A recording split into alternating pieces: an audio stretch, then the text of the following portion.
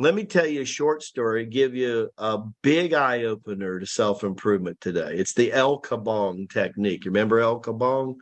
All right. So today, Daily Lama that will come out on Saturday is going to be called the Mozart Syndrome. You might have heard the Lama talk about the Mozart Syndrome. We know from Amadeus Mozart at a very early age, he actually proves reincarnation. When you get a 5-year-old on a piano and he can play a full concerto and nobody ever taught him that, where do you think that's coming from, right?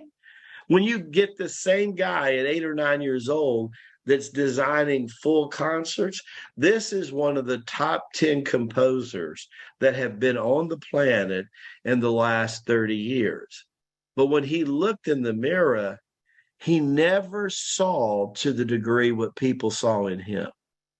My father, who was like Mozart, went from driving a truck at 21 years old, at 42 years old, president of the same company. But what his employees saw in him, when he looked in the mirror, he never saw that in himself, right? Same is true for Elvis Presley, Janet Jackson, Jimi Hendrix, right? Goes on. Whitney Houston, right? And you're asking yourself, what happens here? What is the disconnect? Watch what I'm going to tell you, because this is powerful. And if nothing will drive you to do more 45-day challenges, more mirror meditation, more column exercise than ever before, what I'm getting ready to tell you should do that. When the soul in you, your charade, doesn't match what the Holy Spirit is giving you, it creates a vacuum inside of you. Instead of this being the Christ light inside of you, just busting to get out like the burning bush. Every one of us should be the burning bush, right? So the Christ light's just this golden light's trying to come out, and you taking your candle from behind the bush, right? And all of a sudden, all this success, see, all these people, what they have in common? They were extremely successful, but they didn't think they were worth it. You see? Yeah. You want to know what the polar opposite of that is? Jesus the Christ. That's the polar opposite. See, Jesus is in Mount Kailash and meditating, and Abba speaks into his ear.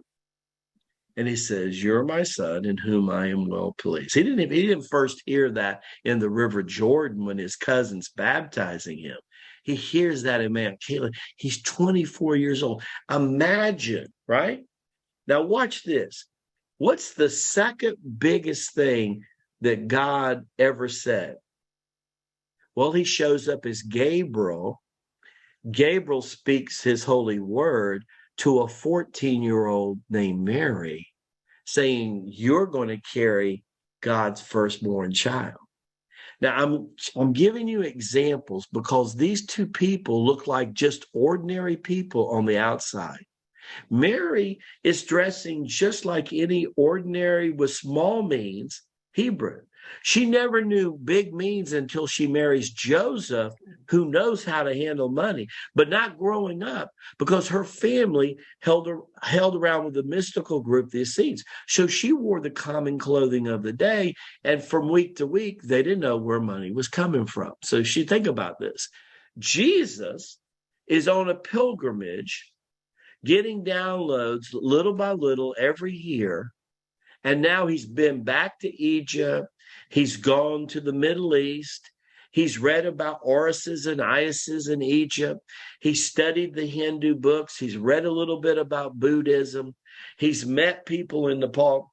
He comes in contact with Melchizedek, and then Melchizedek / Gorthness introduces him to Babaji, and Babaji shaves his head, and later in the epistles, St. Paul calls it the Nazarene rite. The Nazarene rite, right?